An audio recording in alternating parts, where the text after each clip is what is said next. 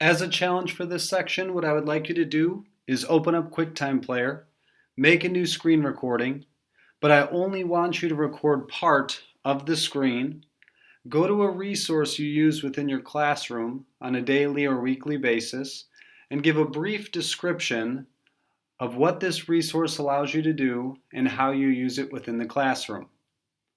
If you would pause the video now, complete the challenge, and then you can press play when you're done with the challenge, and I will go through an example and the solution for this challenge.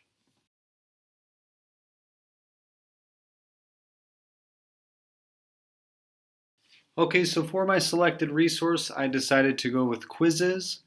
Quizizz is a resource that I use on a daily basis within the classroom to create formative assessments for students. As you see, I'll pull up an example here.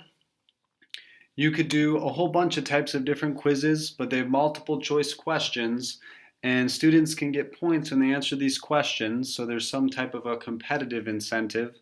But you could also turn off the timer and the score, and it's a great formative resource tool which gives you very easy to read reports and lets you know exactly how students did on that assessment, which is very helpful.